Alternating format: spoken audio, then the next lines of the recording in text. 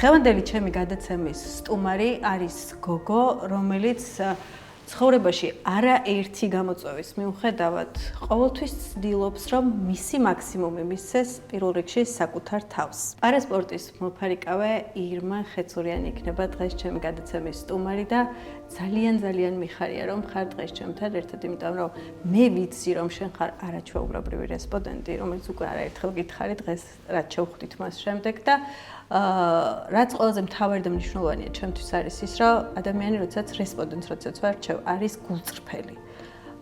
ამას გრძნობს მაყურებელი და პირველ რიგში, რა თქმა უნდა, მე ვგრძნობ და მე დარწმუნებული ვარ, რომ საკმაოდ საინტერესო იქნება დღეს ჩვენი გადაცემა და შენი ამბის მოსმენა. ბევრი რამ არ ვიცი, რაღაცები ვიცი შენ შესახებ და მოკლედ მაინტერესებს ყველაფერი. მადლობა, რომ მე დღეს თქვენი სტუმარი ვარ და იმედი მაქვს, რომ ყველაფერი წარიმარდება კარგად და ვიქნები, რა ვიცი, თქვენი მაყურებლისთვის საინტერესო. დარწმუნებული ვარ ამაში. მოდი დავიწყოთ შენი ამბის მოყოლა სულ თავიდან. სად დაიბადე, გაიზარდე და როგორი იყო შენი ბავშვობა? მე აფხაზეთიდან ვარ წარმოშობით, ოჩამჩირის რაიონის სოფელი ცაგერა, სადაც დავიბადე, გავიზარდე, 7 წელი ვიცხოვრე ომამდე და ძალიან თბილად და კარგად მახსოვს ის ყველაზე უდარდელი წლები ალბათ, სადაც არაფერი ცუდი არ მახსენდება ომის გარდა, რა თქმა უნდა. 7 წელი პირველი კლასი დავასრულე და ძალიან მიყვარდა ჩემი სოფელი, ძალიან მიყვარდა ჩემი სახლი, ჩემი მეზობლები, მეგობრები და ჩემი ოჯახი თავისთავად პირველ რიგში. თუმცა რაღაცნაირად აღქმები, რაღაც ბუნდოვანი მაქვს მაინც წლებთან ერთად მოვიწყდება რაღაც კადრები და ხშირად ამ კადრებს გადავამოწმებ ხოლმე დედასთან, მამასთან, საკუთარ დადაძმა, უფრო დიდები იყვნენ და უფროსები იყვნენ ჩემზე. შესაბამისად, თუ რაიმე ისე ფანტაზია მგონია რომ მაქვს, ვცდილობ რომ გადავამოწმო და რამდენად რეალურად მახსოვს და არის ხოლმე პასუხები რომ ეს არ ყოფილა და ან კი ირმა სწორედ გახსოვს და იმ რაც სწორედ მახსოვს იმას ვინახავ ღრმად უკვე ჩემს ქვეცნობიერში. არ არის მარტივი შეგვება იმ აზრთან რომ ბავშვობა პრინციპში დაკარგულია, იქ ჩემი ფესვები დავკარგე და რაღაცნაირად არასრულყოფილების განცდა მაინც მაქვს, რომ ვერ გავიცანი ჩემი მხარე ისე როგორც საჭირო იყო. რომ ამის ფუფუნება და შესაძლებლობა ჰქონდა დედას, მამას, ბებიას, ბაბუას, მაგრამ არა მე, არა ჩემს ძმას დას და პატარები ვინც ვიყავით იმ პერიოდში. თუმცა არანაკლებ რთული იყო ფსიქოლოგიურად ჩემი ოჯახის დიდი წევრებისთვის, იმიტომ რომ გაიაზრო რა მთელი შენი ნაშენები, ხელით ნაკეთები, აი ყველაფერი თავზე გენგრევა და ერთ დღეს დასრულდა, ეს არის რაღაცნაირად ალბათ ყველაზე რთული. კი, და შენ ამბობდი რომ მახსოვს, ვცდილობ რომ გავიხსენო რაღაცები. როდესაც იწყებ ამაზე ფიქრს, პირველი რა მოდის, რა გახსნა? აი ყველაზე მძაფრად რა დაგმახსოვდა? ომი, რა თქმა უნდა. არა, ომამდე. იმ ტკივილთან ეს ომამდე ბავშვობაში, აი რაც დაგამახსოვდა და გენატრება. აი სუნი, შეიძლება რაღაც ისეთი ვთქვა ახლა, რაც დღეს ყველას გვაკლია და უფრო დეფიციტში ეს არის ურთიერთობა. ძალიან ბევრი ერთმანეთთან კომუნიკაცია, ერთმანეთის სიყვარული, ხარდაჭერა, გვერდით დგომა. იცი როგორი იყო ჩვენთან? ხმა როგორი იყო, იცი, ნათქვამი არ გქონდა, უკვე შენს დასახმარებლად მოდიოდა მთელი მეზობლების რაღაც ესეთი გუნდი. ეს გახსოვს.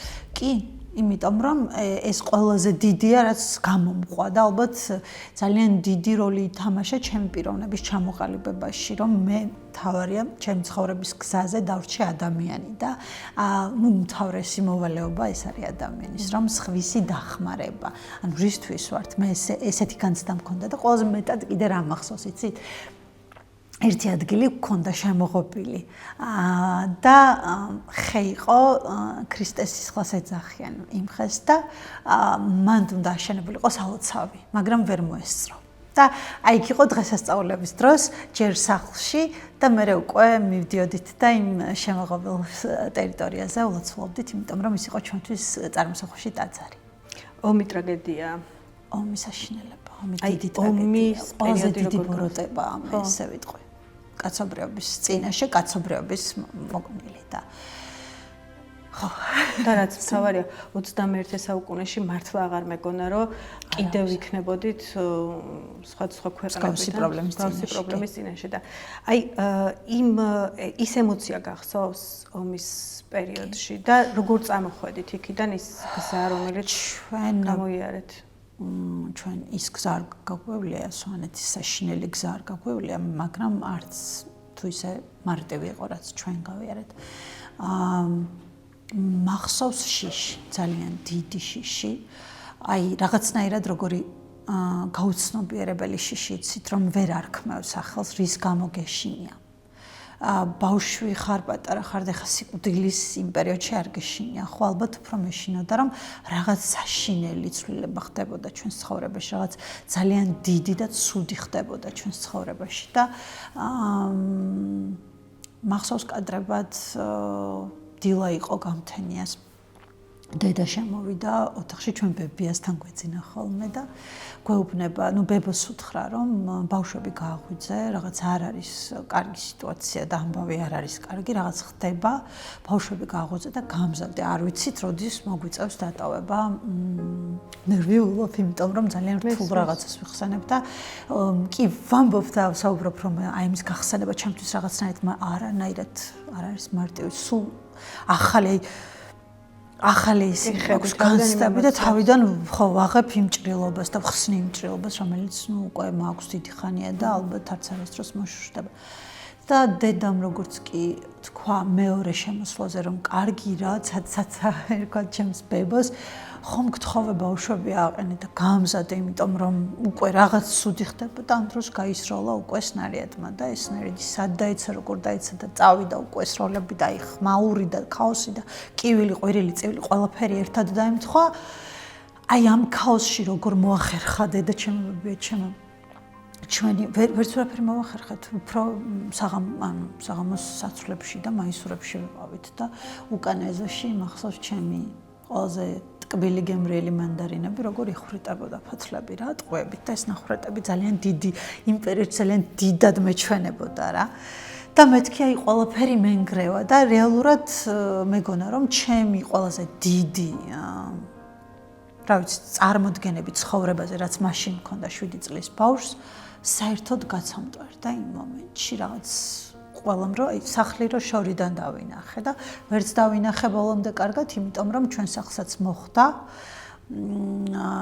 ასაფეთქებელი და იწვოდა და ეს კვამლი დავინახე მხოლოდ ძალიან ცუდად კადრი გახსოვს რომ გაიხედე ბოლოს ძალიან ცუდად მახსოვს იმიტომ რომ ჩვენ უკანა მხრით წავედით გზაზე ვერ გადმოვედით იმიტომ რომ ყველაფერი გზაზე იყო უკვე და ხდებოდა ყველაფერი აბსოლუტურად გზაზე ტანკი შემოვიდა ჯარი შემოვიდა და ანუ გზადვე იყვნენ ტყვეებად ჩვენ მეზობლებს და ძალიან რთული აღსაქმელი იყო ამის გააზრება მაშინ მე ვერ გავიაზრე მაგრამ დედა მიყვება და პროცესში მე ვიაზრებ მე რა დავინახე და მახსოვს რომ ჩვენ გვერდით მეზობელი ჩვენი ნათესავი იმიტომ რომ იქ მეზობლები და ნათესავები ვიყავით ხოლმე ხშირ შემთხვევაში სარდაფში დავიმალეთ იმიტომ რომ შემოვიდნენ სახლებში და სახლებს წვავდნენ და ვინმეს რომ არ დავენახეთ და ჩვენ სარგომხდარიყავით მათი მსხვერპლი სარდაფში რატო ყავს მოგვაფიქრდა მასწავლებელი იყო ჩვენი მეზობელი ნატო მასწავლებელი და ბებო მახსოვს რომ დაბრუნდა სახლში ნახევარი პური აიღო და ჩანთა სადაც იყო იგივე აი საცვლები და მაისურები რომ გამოსაცვლელი გქონოთ ვერავინ ვერაფერი სხვა ვერ წამოვიხდა აი დედამაც ვერაფერი ვერ აიღო იმიტომ რომ არავის ფიქრად აზრადაც არ მოსვია რომ ეხლა დაუბრუნდები და ტანსაცმელს ბავშვებს წამოვხ. მე მახსოვს რომ წყლით გადავედით და ხმაური რომ არ ყოფილიყო თან ბავშვები გროვდებოდით ნელ-ნელა რომ სხვა სახლებიდანაც გვერდებოდნენ. ქონდათ ისტერიკა ან რაღაცა შიშიან. შიში როგორ არ ქონდა და სტრესი მაგრამ ჩვენ უკვე 7 წლის ბავშვები ვიყავით და ვიცოდით რომ ამ შემთხვევაში ხმაური არ შეიძლებოდა და გვეუბნებოდნენ რომ ჩუმად და როგორ არა ნუ იმიტომ რომ ქვეცნობიერ შიშინაგანი განცდა გაქვს რომ რაღაც ცუდი ხდება და არ უნდა თუ ხმას ამოიღებ რაღაც ცუდი მოხდება. მახსოვს როგორ გავიარეთ. მაგ დროს ალბათ უცებ გაიზარდეთ, ხო? კი, სამწუხაროდ ეგრეა და პრინციპში ვერ იაზრებ, მაგრამ მე იმდენად დიდი ხდები უცებ. შენ თვითონ გიკვირს რომ საწავიდა შენი ეს ბავშვობა, რომელიც უნდა გაგებულ. და ის გზასაც წავიდა სად დაიკარგა. ესა მივახციეთ ანუ ეზო კარდა კაროღუნდ უკანა ეზოებში და მივახციეთ სადგურამდე, სადაც მატარებელი იყო და დიდი ეშელონი იყო, სადაც ცხოველები და ძირითადად ტვირთი გადაჰქონდათ ოჩამჩირეში და იქაც ძალიან დიდი ქაოსი იყო, იმიტომ რომ ძალიან ბევრი ხალხი მოგროვდა სხვადასხვა სოფლებიდან, ვინც ვერ გაასწრო, აქეთ გამოვიდა და ამ ეშელონს ელოდებოდა, რომ დატვირთულიყო და ნელად ჩუმად ოჩამჩირისკენ დაძრულიყო.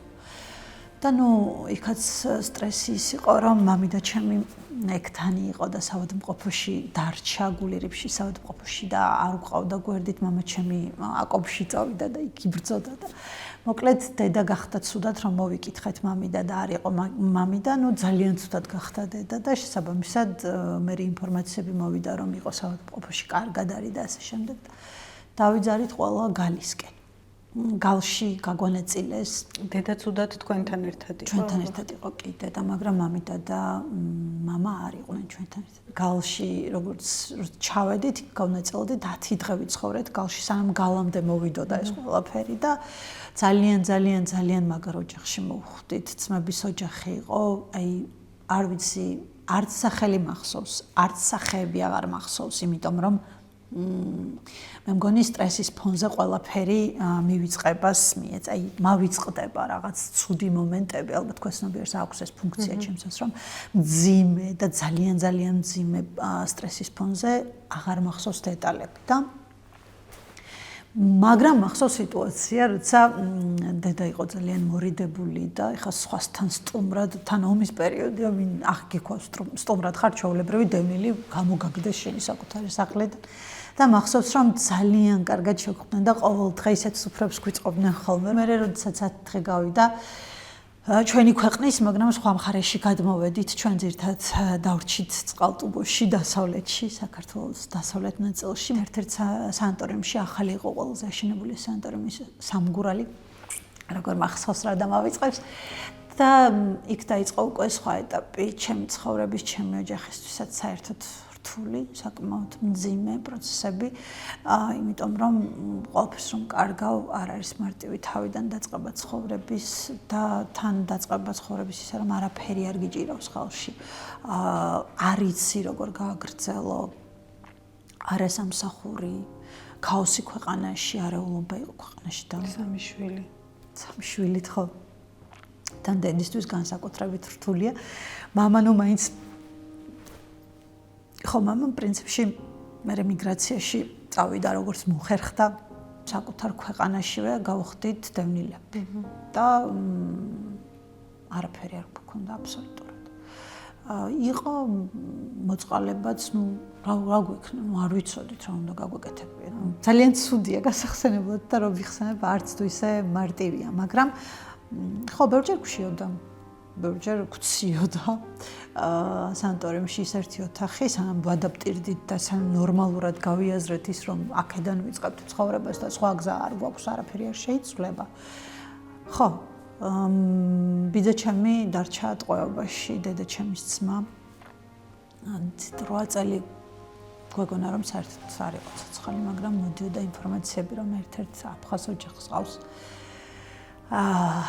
ამუშავებს, დაჭერილი ტყვედ და იმ იმედით არსებობდა დედა ჩემი, რომ ჩვენიერ დღეს ჩემი ძმა დაბრუნდება და მახსოვს დედა ჩემის ჩუმი ტირილი ღამეების განმავლობაში და ხშირად მეკითხებოდი ხოლმე, არ ვიცოდი რატომ ტიროდა და ჩემი ბავშვური ემოციები, დე რატო ტირი და აი არ ვიცი და მიხსნიდა მე რომ აი ჩემი ძმა და მეც ვტიროდი დედასთან ერთად, თქო სოლიდარობის ნიშნით, იმიტომ რომ ვერ ვხვდებოდი სიმძაფრეს თუ რამდენად უჭირდა იმ მომენტში გააზრება იმისა, რომ საკუთარი ძმა, საკუთარი სისხლი და ხორცი არ იცის სად არის, ვისთან არის და როგორ არის. და 8 წლის შემდეგ არ ვიცი როგორ, მაგრამ ერთ-ერთი აფხაზი ქალის დახმარებით გადმოვიდა, გადმოკვეთა საზღვარი და 8 წლის შემდეგ დაგვიბრუნდა ბიძა ჩემი სახლში და ეს იყო წარმოუდგენელი მოვლენა და რავი ის სიხარული ალბათ არაფერს არ შეედრება და სამწუხაროდ დღეს აღარ არის ბიძა ჩემი ცოცხალი, იმიტომ რომ ძალიან ბევრი დაავადება განვითარდა ცემის ნიადაგზე ტყვედ რომ იყო. და რამდენიმე წელი იცხოვრა, იცოცხლა ჩვენთან ერთად და ესე გაგვახარა და გაგვახალისა მისი არსებობით, მაგრამ სამწუხაროდ მე უკვე დაგვტოვა და მაინც ის განცდა არ დარჩა დედაჩემს, რომ ვერ ნახა თავის სიცოცხლეში ძმა. აი ამ რთულმა გზამ ბავშვობის ამ ყველაზე მთავარი ხა დღეს რო ფიქრობ რა მოგცა? გამძლეობა, ხო? არ გავტუტუცდი როგორც ადამიანი. აი ხო ცუდად თქვამია, მაგრამ არ გავყოყოჩდი რაღაცნაირად, არ ვარ ამპარტავანი, ვისწავლე ყველა დეტალის ფასი, ღირებულება, რა არის ჩემთვის მნიშვნელოვანი, რატომ იყო მნიშვნელოვანი ძალიან დიდი ბოდიში და აი დედაჩემის ის თაფლიანი ნამსხვარი ყოველ დღესასწაულზე ყველაზე ძვირფასი და გემრიელი და რატომ არ არის დღეს რაღაც ყველაზე ვაუ ფრანგული რაღაც ნამსხვარი. იმიტომ რომ ის პროცესები რაც გავიარე იყო ყველაზე კარგი გაკვეთილი ცხოვრების როგორია არ შეეპო, არ შეგო, არ გაბოროტდე და როგორც ბავშვი ბავშვურად გაიარო ის პროცესი რა, იმ ფსიქოლოგიით გაიარო, კი მართალია გავიარეთ, გავიზარდეთ უცებ, მაგრამ მაინც ცალკი ვიყავი, მაინც რაღაცნაირად აქტიური ბავშვი ვიყავი და კი ვერ დაიჯერებს ვერავინ, მაგრამ ძალიან მენატრება ის პერიოდი, როდესაც ბავშვი ვიყავი, ცუდად არ ვსწავლობდი, კარგად ვსწავლობდი, მიუხედავად იმისა, რომ ჩანთაც არ მქონდა პირველი პერიოდი და პარკებით დავდიოდი სკოლაში და მახსოვს, რომ დედა სანამ მიგრაციაში წავიდა და ეს ფეხსაცმელი ლაკის ფაქტურა ჰქონდა, ფეხსაცმელი ზამთარ ზაფხულსულ ეს გვეწვევდა, რომ ერთი ჰქონდა, არ ჰქონდა მეტი ახლა და ჩემი ზომა რომ იყო, მადლობა ხვენს და ზამთარში და ეს რაღაცები, აი ბევრი ეს არ მთრგუნავდა უფრო სოციუმის დამოკიდებულება, იმიტომ რომ ვისაც, ანუ ხო იყო კლასების მიხედვით ხა ფენების მიხედვით განსხვავება იყო და მაინც დაქცინოდნენ ხა ბავშვები არ იყო რა იმისა შენ ეს როგორ თქვა ხა ბავშვი იყო და რასაც ხედავდა საზღვრავდა იმით და ხშირად ყოფილა რა თქმა უნდა ეს განხილვის თემა, დაცინვის თემა, მაგრამ რომ გითხრათ რომ ეს მტრგუნავდა რომ არ მქონდა, არა მტრგუნავდა ის რომ არ მქონდა და შენ დამცინოდი ამასთან დაკავშირებით რა და ხო მძიმე იყო ახსაქმელად და ერთხელ დედასთან მოვედი და ვუთხარ ჩანთა მაინც მიყიდა მეთქი რა უკვე დამცინიან ამ პარკით ხო და მაშინ დედის წარმომადგენია დედის მდგომარეობა ხო ხვდებით რამდენი დედას ჰქონდა იგივე ტექსტი აი თავში აზრად რომ აი ჩემი შვილი დღეს მოვედა ამას მეტყვის ან ახალს მეტყვის რამეს რა მაშინ ვერ ვიაზრებდი თუმცა ფეხსაცმელშიც პარკებს გვაცმევდნენ, რომ არ დაგვსვლებოდა ფეხი ზამთარში. ის როცა არ ივიწყებ ამას, რაც გაიარე და ამას მიიღებ გამოწვევად და გამოცდილებად, ეს უკვე გაქცევს ძლიერ ადამიანად და კარგ ადამიანად ალბათ მე უკვე ცხოვრებაში. როცა არ შეგეშინდება იმ რეალობის შეხედვით. სანამ მე ჩემი ოჯახის წევრები როგორ გადიოდნენ ამ გზას, იმას უყურებდი ხო, ჩემთვის სარკე დედა იყო, მამა იყო, ჩემი უფროსი და ძმა იყო და რა თქმა უნდა მამიდა რომელმაც აი ეს მსხვერპლად შეგვწირა თავი ადგა და წავიდა საერთოდ წავიდა ემიგრაცია ახსენე და ეს არის ჩემთვის ძალიან კარგად ნაცნობი თემა არის და ძალიან ბევრი ქართველისთვის დღევანდელ რეალობაში სამწუხაროდ. რამდენი წლის იყავი, როდესაც პირველად დედა წავიდა ემიგრაციაში, დედაზე გეკითხა. 13 წლის ვიყავი და ყველაზე გარდამტეხ ასაკში, იმიტომ რომ 16-ის ვიყავი, რომ ჩამოვიდა და იმხელა გოგო დავხვდი უკვე. პირველად როდესაც გაიგერო, დედა აპირებდა წასვლას. პროტესტი ჰქონდა. ეს ემოცია როგორი გქონდა და როდესაც გააცილე ის დღე თუ გახსოვს? როგორი ემოცია იყო თავიდან მეგონა, რომ ყველაზე დიდ უსაფრთხოებას მაშორებდნენ. ანუ დედა იმ ჩემთვის იყო რაღაც საფარველი იმ მომენტში. ყველა ფერში აი დედა ფიგურირებდა და ყველაზე მნიშვნელოვანი ფიგურა იყო და არის რა თქმა უნდა, მაგრამ იმ პერიოდში განსაკუთრებით რომ გიჭირს იმ პერიოდში რა. ბევრი ცუდი რამე მithქვავს, რომ ჩამოვიდა პირველი რას ელოდებოდა დედა ჩემგან, რომ აი დერისი გაკეთება ისწავლე, უკვე დიდი გოგო ხარ, ჯერ შოკში იყო, რომ მალე გავიზარდე. მაშინ არ იყო ვიდეოზარები, მაშინ იყო ტელეფონი ჩვეულებრივად სახლის და ისევ საუბრობდით ერთმანეთში და ანუ ეს გვიწევდა კვირაში ერთხელ შეიძლება გვესაუბრა და იმდენად დიდი იყო მონატრება და მე გაბრაზებაც, იმიტომ რომ ზუსტად ვიცოდი რის გამო იყო წასული რომ ჩვენ არ მოგშიება და ჩვენ ანუ კარგი ჩანთა გქონდა და სკოლაში კარგ ჩანთაზეც არ არის მარტო იმიტომ რომ საჭმელიც კი პრობლემა იყო ამ პერიოდში და დედამ თავი მსხვერპლად გადადო იმისთვის რომ საკუთარი შვილების გარეშე საკუთარი შვილები ბედნიერები ყოფილიყვნენ უსაფრთხოდ ყოფილიყვნენ ფინანსურ მხარეს გულისხმობ, მაგრამ ამ დროს ხომ დედაშვილობის რაღაცა ირღვევა არ წყდება, რა თქმა უნდა, სისულე, მაგრამ ირღვევა რა და მერე უკვე რომ გავიზარდე, ალბათ უფრო მერე გამოჩნდა, იმიტომ რომ მერე პროცესში მიჭირდა კომუნიკაცია. მერე პროცესში მიჭირდა რაღაცების მოსმენა. გადაჩვეული ვიყავი დედას ხვდები, როგორია რომ გადაეჩვიო დედას. და ეს იმდენად რთული იყო ასაღიარებლად, რომ საკუთარ თავსაც ვერ ვუტყდებოდი, რომ რაღაც ჩემი ადამიანია, დედა არის და რატომ მე უხერხულება რაღაცები, რატომ ეხამშებ, არ მქონია ეს წამიერი იყო, რა თქმა უნდა და ერთ დღეში უკვე დედა მიბრუნდებოდა. რეალურად ქვეცნობიერში როგორც დედა ჩემში არაფერი არ შეცვლილა, მაგრამ როგორც მოზარდი მე თვითონ რაღაცა ჭიდილი და ბრძოლები მქონდა საკუთარ თავთან და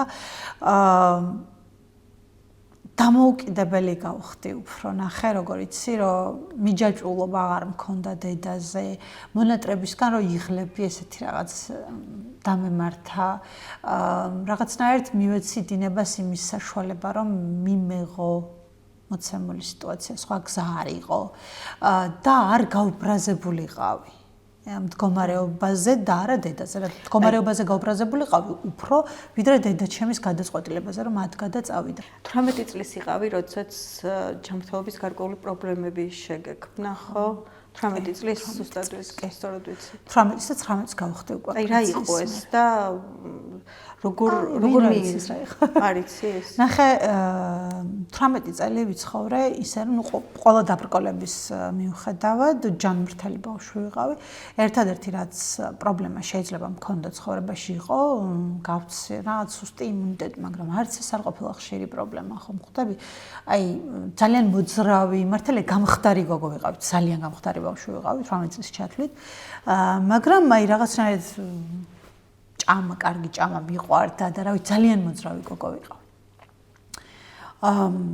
მსგავს საშიშროებას არავინ არ ველოდებოდით ხა ჩემი ჩათვლით რა, საერთოდ ირგვლივ არავინ ოჯახს. აი როგორ დაიწყო და რამდენად სწრაფად მოხდა ის რომ 2 წლით ადრე დაიწყო ერთხელ ჩვენმა სამეგობრომ გადავწყვეტეთ რომ წავსულიყავით დასვენებლად, ვიყავით ბობოყვათში, ძირში და ანუ ციკლის დროს მქონდა რაღაც შემეცვალა რა, შეგრძნებები და პროცესი ისე განვითარდა, რომ მეგონა რომ ფეხზე შემციunda და გარეთ ვიყავით ბუნგალოში და კარტს ვთამაშობდით ბავშვები, ვერთობოდით და უცებ რაღაც ამინდი შეიცვალა, ქარი ამოვარდა, აი დაინგრა ყველაფერი, წვიმა დაიწყო და სხვის პირეთს ქალაქებს როგორ ჩვევია ეგრე და მეც ვიფიქრე რომ ბავშვობა დროს გავასწროთ სახლში, სადაც ნუ თბილად ტკბილად ჩაის მაინც ჩაუჯდებით, რაღაც ვუყურებთ, იქ ვითამაშებთ სითბოში და აი ციკლი მქონდა და ანუ ყველა გაიქცა გიჟივით რა, გარბის ეს ჩემი ერთი მეგობარი მეორე მეგობარი მე გადავდგი თუ არა აი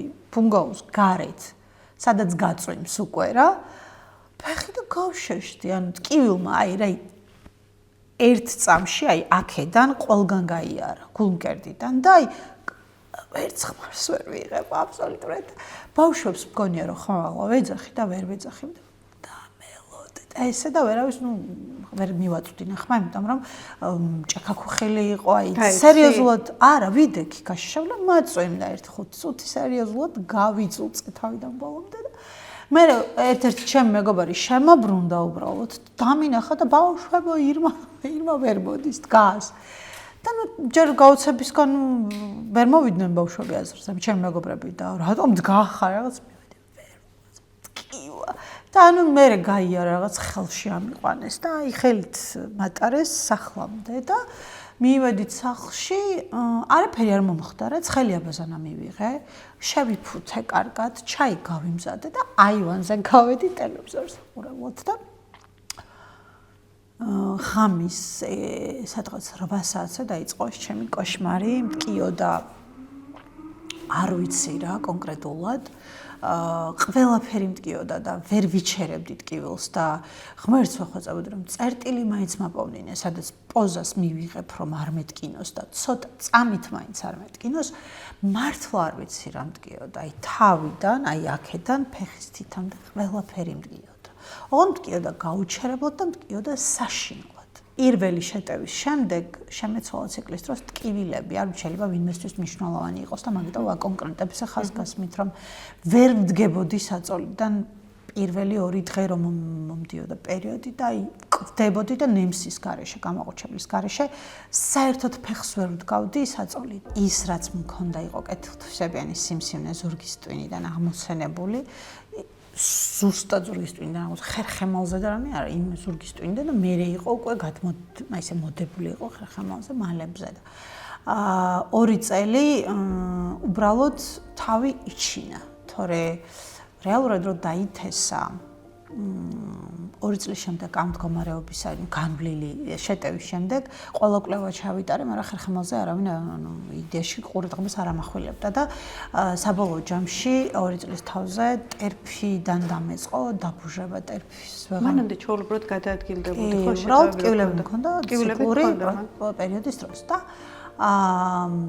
იყო რაღაც ჩართვები რა. რაღაცა პროცესები იყო, აი მივდივარ წყალტუბოდან ქუთაისში მარშრუტკით და ჩამოვდივარ მარშრუტკიდან და არაფერი ბარიერი წინაღობა არ მაქვს წინ და უცებ ვიკეცები და ვეცემი რა და ეგრევე ვდგები. და ნუ მეც ვერ ვასწრებდი გააზრებას, რატომ ვაკეთებდი ჩემი ორგანიზმი ამას.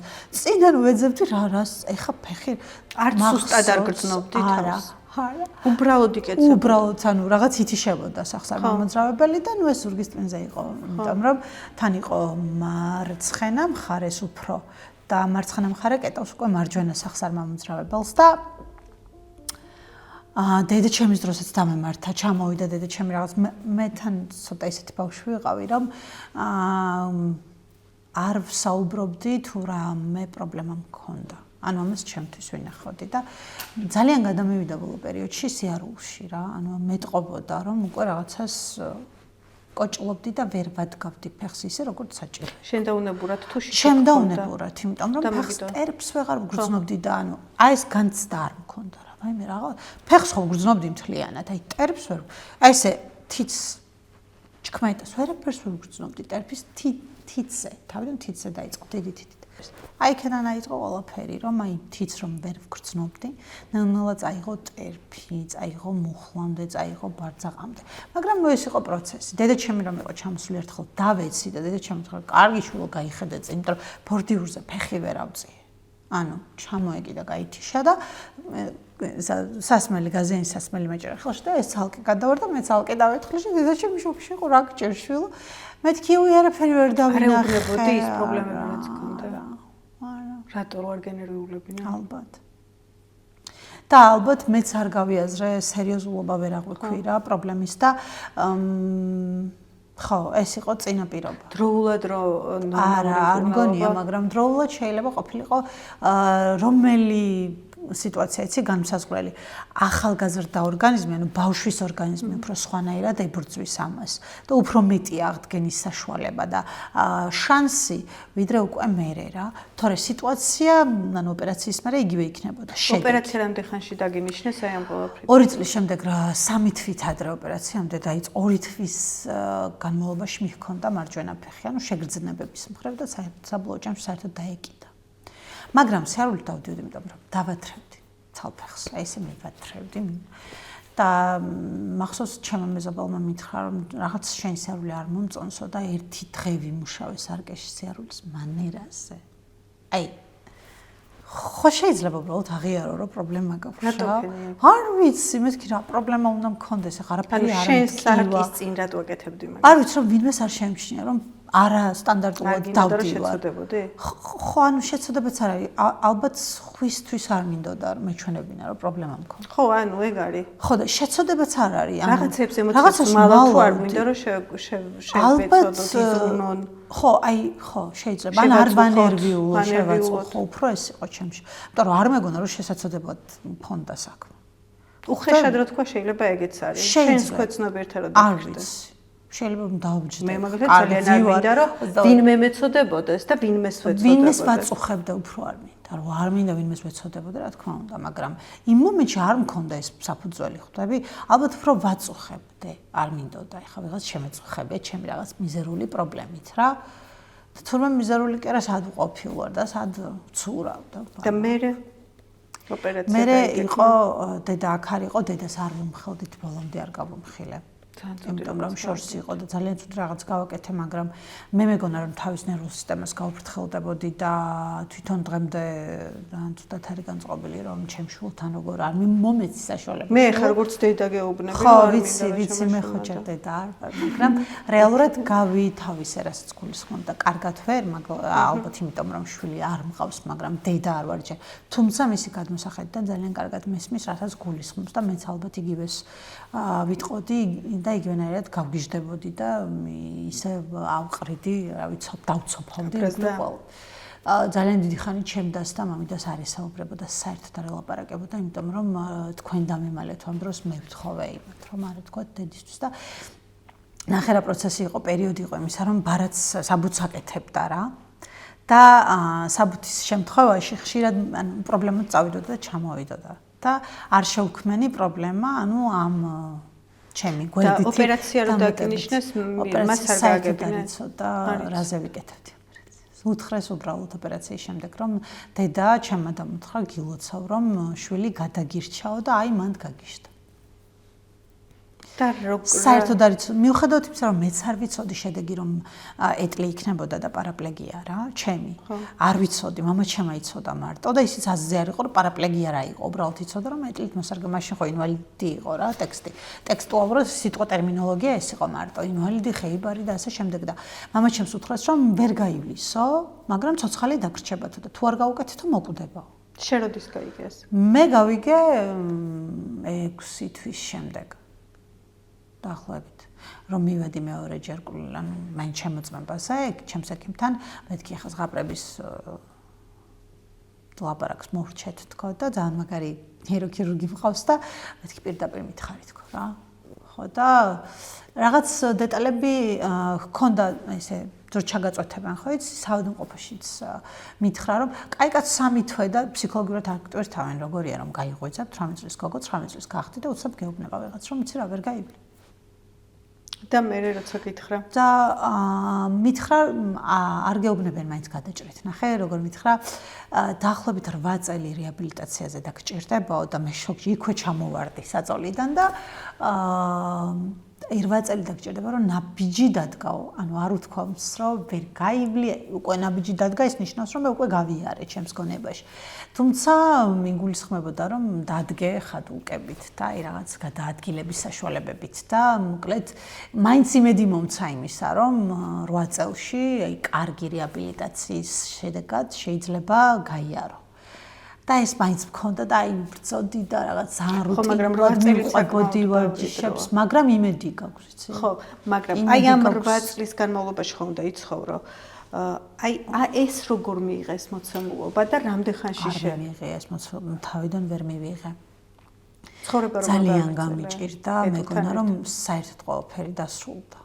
ხო. და მქონდა ანუ ეს და ყველაზე მეტად რატომ ვნერველობდი, იმიტომ კი არა რომ ვერ დავდიოდი. იმიტომ რომ ვიღაცაზე დამოკიდებული გავხდი. და ეს იყო რაღაც ყველაზე მძიმე ტვირთი ჩემთვის. რამდენი ხანი გქონდა ეგ მომენტი? დიდი ხანი, დაახლოებით 4 წელი მქონდა, რომ აი მე ძალიან ცუდი გოგო ვიყავი, ეს მარტო ერთი ემოცია ხო არ არის და მარტო ერთი ფიქრები. მქონდა როგორი სიტუაცია, რომ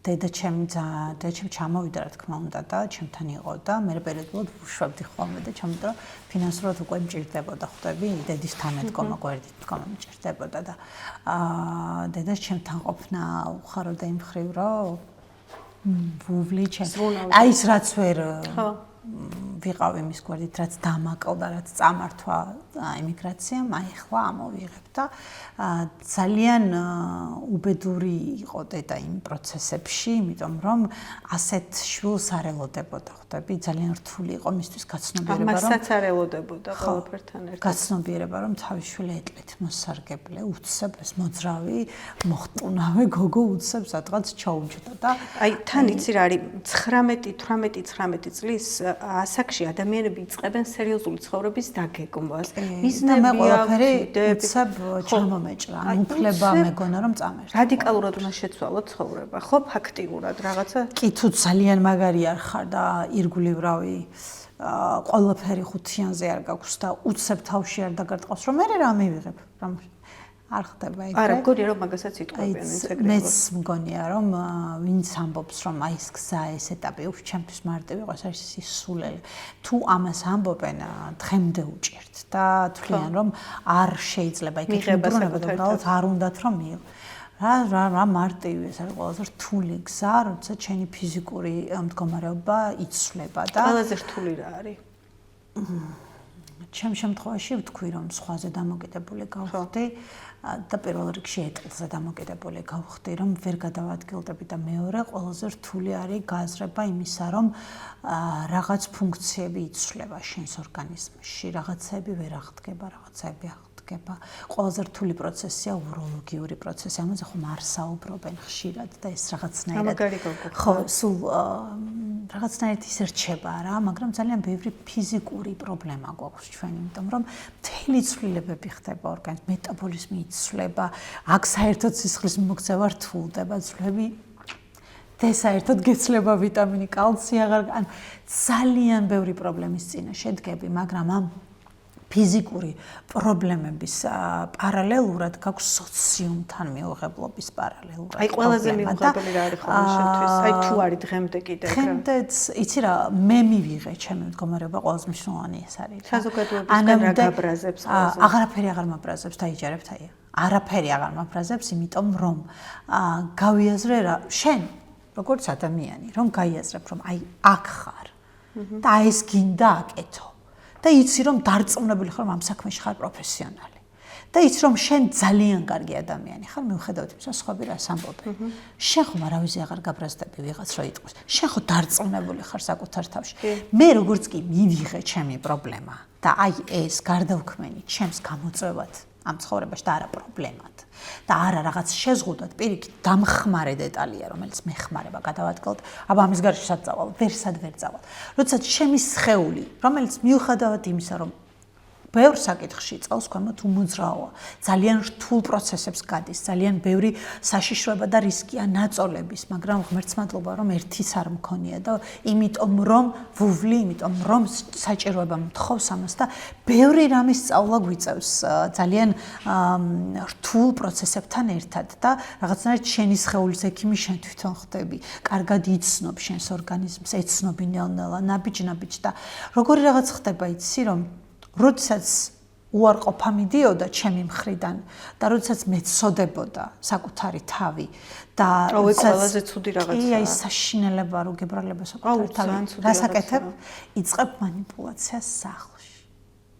იცი როგორი ცუდი მანიპულატორი გოგო გავხდი სახლში. აუ, დედაჩვის მომიტანა ის ეს არ შემიძლია, ეს არ შემიძლია.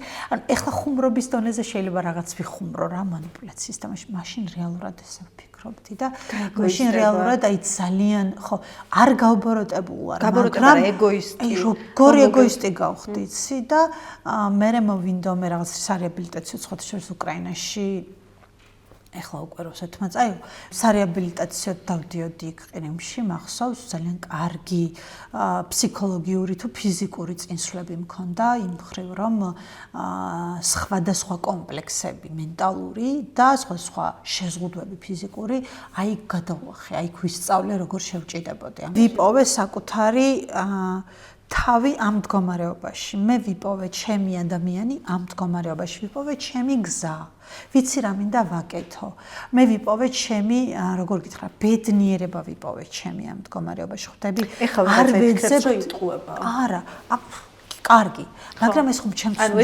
შეიძლება იპოვო ჩემი ბედნიერება თუ არ იპოვე სხვანაირად ვერ გააგრძელებ ხვდები ეს იმდენად რთული გზა არის და იმდენად დიდი სტრესი და წნეხია შენ თუ აი ამ სირთულეში რაღაც ნათელი არ იპოვე და შენ თუ აი ამ მდგომარეობაში რაღაც იმედის მომცემს არ ჩაეჭიდე ვერასდროს ვერ გაგრძელდები აი ვერ გააგრძელებ შანსი არ გაქვს გქონია მომენტი კი არ არის რომ მიხარია რომ აქვსი ვარ მე ის კი არ არის ვხარობ რომ ვერ დავდივარ არა, მე ძალიან მინდა რომ გავიარო, მე ძალიან მინდა რომ კიდევ გრძნობდი, ზოგჯერ მომენატრება ხოლმე, როგორია წკაპუნების ხმა.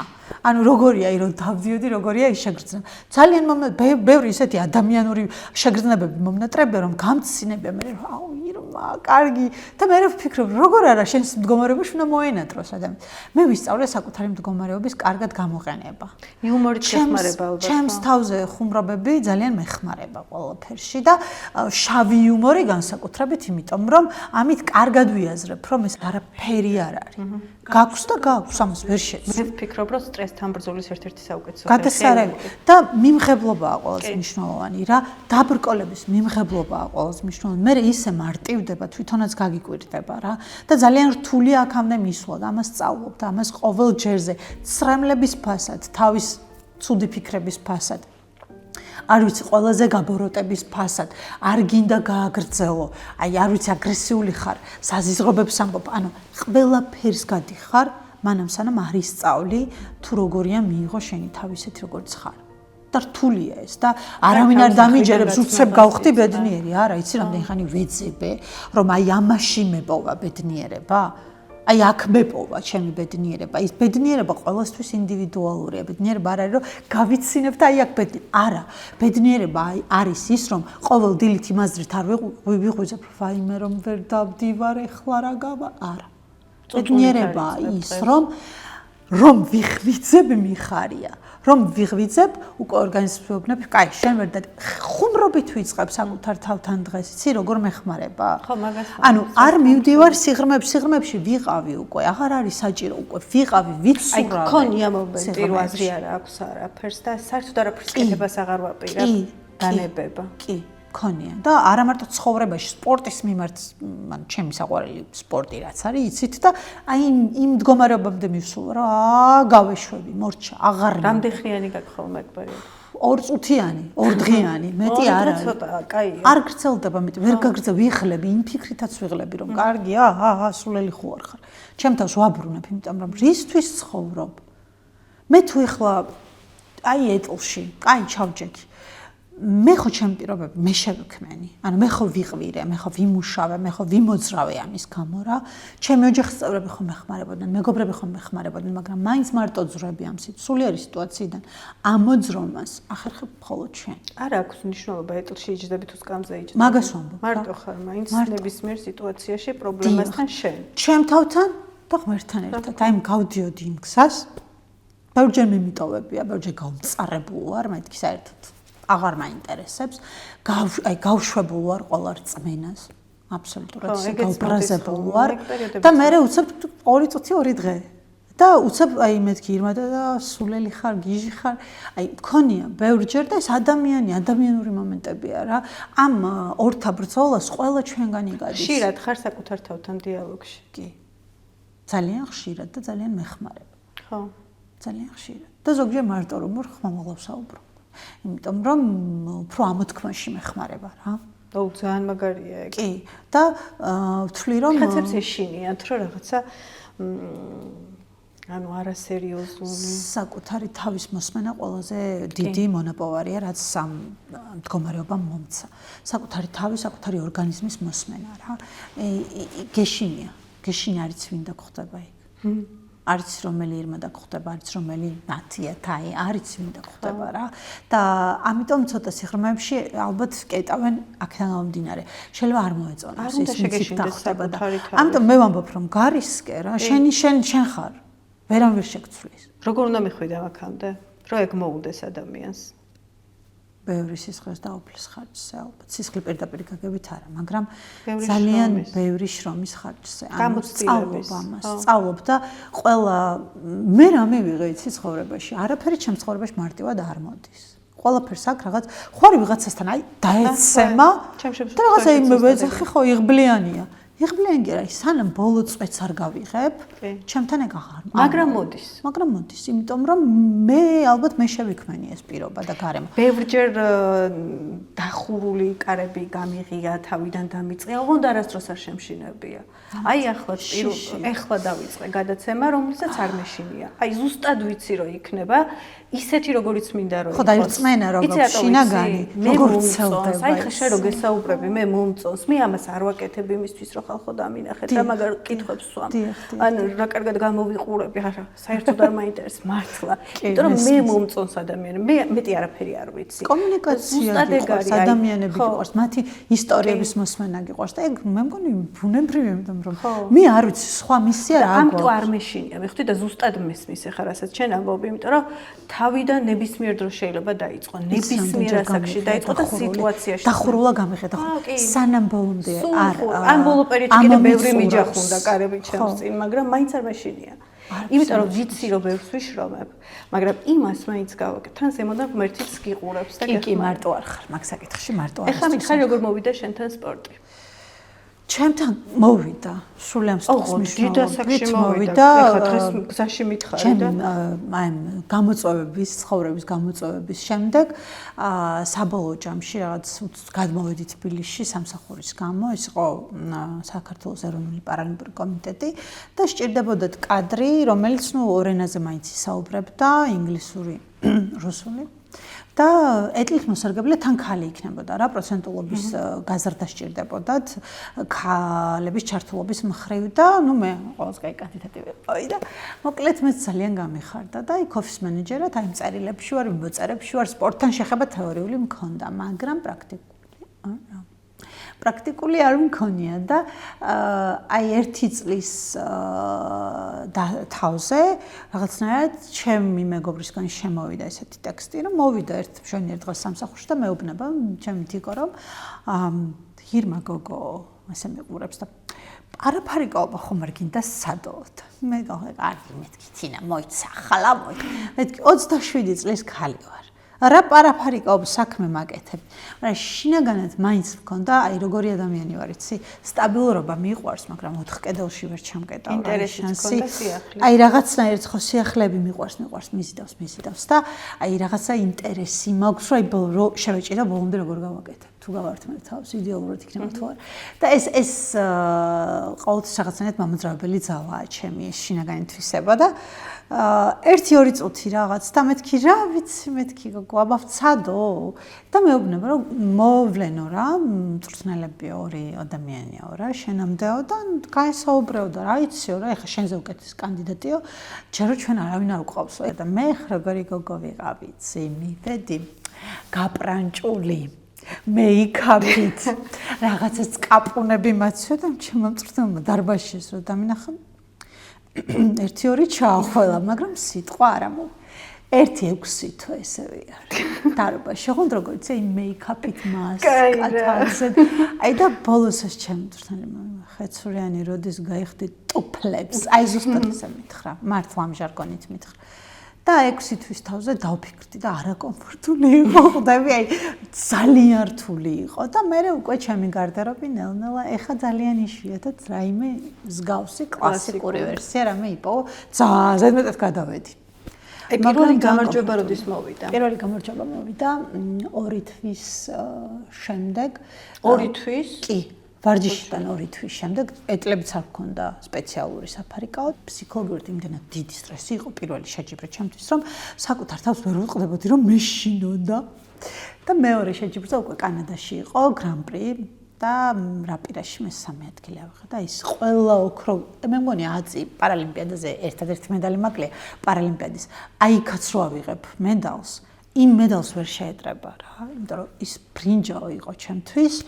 ყველაფერი, ანუ იმ ბრინჯაომ გარდატეხა მე გავაგრძელებდი თუ არა ფარიკაობის. მე ზოგადად ვარ პერფექციონისტი და თუ იდეალურად არ გამომდის რაღაც ვეშვები. აი მოგება და წაგება ორი მოცემულობა დგება ნებისმიერ შემთხვევაში სპორტში. რომელი უფრო დიდ мотивაციას გაძლევს ხოლმე ზოგადად? წაგება.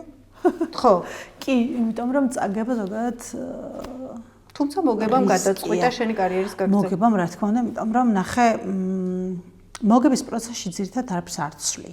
Irma Ketsuriani.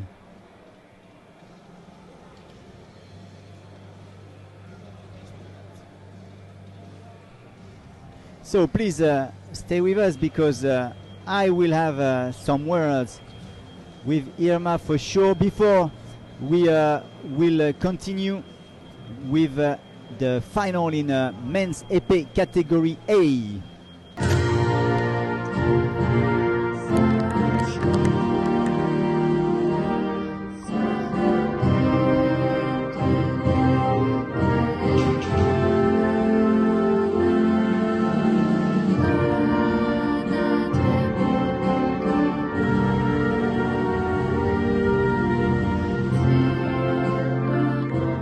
აი მაგ დროს თუ ვფიქრობ რამეზე, როცა შენს წინ არის მეტოქე, ხო?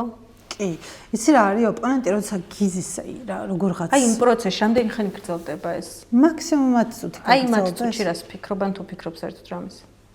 მარტო კონცენტრირებული ვარ, რომ ვიფარიკავ. არ მაინტერესებს ოპონენტი. მე მაინტერესებს მე რა შევთავაზო ოპონენტს, რომ ჩემს ტყუილებზე წამოეგოს და ბრძოლა ჩემი იყოს. ანუ ეხლა პროცესში უკვე როგორ ანუ ეგ როგორ ხდება, როცა კომუნიკაცია ვერ ხედავ შენ კონკურენტს? ხედავ საერთო სურათს. ხო. როგორ ვერ ხედავ, მაგრამ ხა თვალებში არ გიწევს რა ყურება. ანუ ნახე როგორი თემა მარც გჭირდება. თვალები შეგიძლია დასაწყისშივე მოკლა, მაგრამ აი იმ შეძახილით ერთ დარტყმას რომ მიაყენებ, უკვე იგრძნობა შენ რა განწყობაზე. და ყველაფერი გადადის მოწინააღმდეგეზე. აი არავინ არ თქვას რომ მანერი ხდები რომ გაანერვიულდა, ან დაიძაბა, ან დაითრგუნა. და ეს გაძლევს მე უპირატესობას. ანუ უპირატესობა თავიდანვე უნდა იყო. ან შეიძლება ისეთი ბრძოლები მოვაბრუნე რომ მეგონა რომ საერთოდ წავაგე, მაგრამ შენზეც არის რა, შენ ხასიათით როგორ შეხვდები. შენი განწყობაც მნიშვნელოვანია, იმიტომ რომ შეიძლება ის შემოვიდეს ფსიქოლოგიურად მაღალ დონეზე და აი რაღაცნაირად დაგჩაგროს, მაგრამ შენ როგორ შემოაბრუნებ, შენ ოსტატობაზეა ეს. ერთი ოქრო დამრჩაო, ესე თქვი, ერთი ოქრო არა, ერთი медаლი დამრჩა პარალიმპიადის და ეს медаლიც არ ვამბობ, არ ვაკონკრეტებ, მაგრამ ჭირდება რა, იმიტომ რომ რაც კარიერის პიკი დასასრული უნდა იყოს, რომ პარალიმპიადის медаლი გქონდეს. სამ პარალიმპიადას წავედი და ერთი ვერ წამოვედი. აი გამოცდილება მითხარი, როგორი იყო პარაოლიმპიადის? ძიმე. ძალიან ძიმე. ყველაზე ძიმე იყო ტოკიოს. იმიტომ რომ საფრანგეთი განვიცადა, მაგრამ დეპრესიაში არ ყოფილვარ და აი ტოკიოს თლიანად მზად ვიყავი რა. აი გამარჯვებისთვის ვიყავი მზად და არ გამოვიდა და ვერ მოვერიე საკუთარ ნერვებს. აი იქ მესამე მაინც უნდა წამომიღო, ნერვებს ვერ მოვერი. და ყველა სიბრალი იყო. ნერვი უობისბრალი იყო, იმიტომ რომ რაღაც შიში გაგხვდები. ხო, ქონდა გამოცდილება და გამოცდილება როგორ არ მქონდა, მაგრამ აი მაგითო ყველა შეჯიბრი არის ფსიქოლოგია და სტატისტიკურად რომ გამოკითხვებს გადახედო, მიხვდები რომ ტაქტიკა, სტრატეგია, სისწრაფე, სისხარტე, ტექნიკური მონაცემები და სხვა ფიზიკური თუ ფიზიოლოგიური თუ მენტალური ემოციები არის ფსიქოლოგიაზე რა. გული რაზე გწდება? ფაიმე რა არ უნდა ვიფიქრო ამ კითხვას. კონკრეტულად არა ხო რაღაც ზოგადად გულს. ადამიანებზე ამ ცხოვრებაზე ვერ დამწყდება გული რა. ადამიანებზე არსებობს გარკვეული კატეგორია, ვისაც მწყდება ნამდვილად გული. ადამიანები, რომლებიც საერთოდ სხვა იყვნენ შენს წარმოსახვაში, შენთან ერთად განვლილ გზაზე და უცებ ერთ წუთში შეიძლება ეს კერპი ჩამოგებსხოს. აი როგორ იცი რომ სერიოზულად დააზიანოს შენი ფსიქიკური მდგომარეობა. დაუზიანებია? იცი რა ყველა მე არ უმატკებს. ნახე ყველა ცუდად მოქცეული ადამიანი წავიდეს უშვებ და თავისთავად გაცნობიერების პროცესში, როდესაც შედიხარ და აცნობიერებ, რომ ეს ადამიანი შენთვის კულტი იყო, ან კერპი იყო, ან რაღაც ისეთი იყო, არ უნდა გააკერპო, რა თქმა უნდა, მაგრამ მე სიტყვებს ვიშველიებ ხა, რომ რეალურად ვფიქრობ, რომ ეს კერპი და კულტი კი არ არის, ყველაზე ახლო ადამიანია, რომელიც შენს ცხოვრებაში რამდენიმე წელი მოყვება და უცებ ყველაფერი იშლება და ის რაც გეგონა რომ იყოს, საერთოდ ყველაფერი სიცრუეა, გარდა მიღწევების. ეხლა მე მინდა ხო ეს წინა რესპონდენტთანაც მქონდა და ეს რაღაცნაირად ეს კითხვა ახლა იმიტომ ვიმეორებ ხარ გინახავს წინა გადაცემა არ ბოლომდე არ მინახავს კარგია რომ ბოლოში თუ კითხე არ ვიცი დასაწყისში უსმინე რაღაცებს იდეაში რომ გამეგო ხო ესე იგი ნახე რა ხდება რაღაცა ხშირად შეიძლება მომიდეს ამ კითხვის დასმა ამ გადაცემაში რესპონდენტს გააჩნია რა თქმა უნდა და შენ შემთხვევაში მომიდა მოკლედ 13 წლის ასაკში წავიდაო დედა თქვი ანუ ის ასაკი ის პერიოდი გახსოვს ფანტასტიკურად ყველა ემოციით და ყველაფრით აი ხა 13 წლის ასაკზე რომ ფიქრობ თუნდაც უმნიშვნელო თუ გინდა არც მითხრა აი კადრი სიტუაცია მომენტი რომელიც გახსენდება რა გეცვა თუნდაც როგორი ამინდი იყო გახსენდება მე კი ამ გადმოსახედიდან აი ამ გამოცდილებიდან ეხლანდელი ირმა რას ეტყოდა იმას ის ვინც ანთებული თვალებით აიყურება სარკეში. ძალიან. არჩევას მიცემდი და ზოგადად რას არჩევას ალბათ იმას რომ წინ ძალიან რთული პერიოდი ელოდება და არ უნდა შეეშინდეს, მაგრამ ვეტყოდი რომ ყველაზე ბედნიერი წლები ახლა აქვს მიუხედავად იმისა რომ დედა არ ყავს თან, მაგრამ მალე ჩამოვა დედა. იმიტომ რომ ძალიან მალე ჩამოვიდა დედა. და ხო, ირმა აი იმ სარკეში და იმ მომენტში გაჩერებულ ირმას ვეტყოდი რომ ყველაზე ბედნიერი იყო მაშინ. მართლა ის ერთ-ერთი პატარა ეპიზოდი, ერთ-ერთი ბედნიერი დღე იყო შენ ცხოვრებაში. აი ხა წაგაჩუყე. ხო, იმიტომ რომ ძალიან რთულია არ ვფიქრობ ბავშვობასთან შეხვედრა. კი, კი.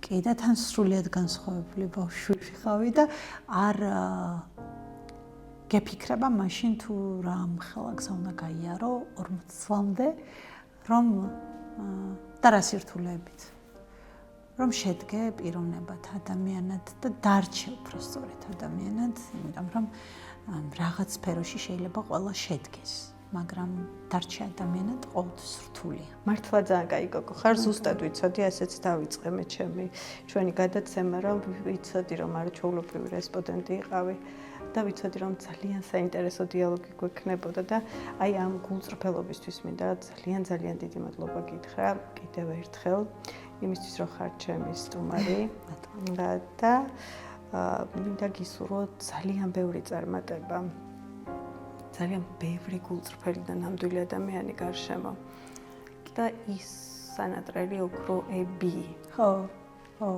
კი მეც ვიტყვი ერთს იმიტომ რომ არა თქვენ და თქვენი გულწრფელობა თქვენ უცბად მელაპარაკებ ამ ინტერვიუს ბოლოს რომ არა შენ კარგი მე ზოგადად ინტერვიუს ვაწყობ მაგრამ მე მინდა რომ აი მოდი ესე ვიტყვი რომ არა შენთაია და ესეთი გულახდელი რომ არ იყოს შენც და ესე მარტივად არ შეგეძლოს რესპონდენტის რაღაცნაირად ნდობის მოპოვება ალბათ გამიჭირდებოდა. აქედან გამომდინარე პირიქით მადლობა შენ რომ აი ესე ის სათქმელი რაც შეიძლება ვერ მეთქვა ვერსად შენთან თქვი და ვისაუბრეთ ესე გულწრფელად და ღიად საზოგადოება ალბათ განსჯის არ გაგვანწყოთ ხალხო ჩვენი ცხოვრება გვაქვს ჩვენი ემოციები ყველა ინდივიდუალურია მადლობა რომ გაქვს ეს გადაცემა პოდკასტია ხო ჩემი წარმოსახვით YouTube გადაცემა და ვთვლი რომ ბევრი ესეთი გულახდელი გულწრფელი დიალოგები სჭირდება საზოგადოებას რომ ალბათ ერთმანეთთან დაიწყონ და საკუთარ თავთანაც ისწავლონ და მიხვდნენ თურმე რა კარგი ყოფილა საკუთარ თავის შეცნობა პირველ რიგში. არაჩვეულებრივი კომპლიმენტი იყო, ოღონდ მართლა და ძალიან დიდი მადლობა ამისთვის. მესამე გადაცემაზე, მესამე ეპიზოდია ჩვენი და განსაკუთრებით ვფიქრობდი, აი ვინ შეიძლება და შემთხვევით არაფერი არ ხდება და შემთხვევით არ გამახსენდი შენ და ნამდვილად დიდი მადლობა კიდევ ერთხელ.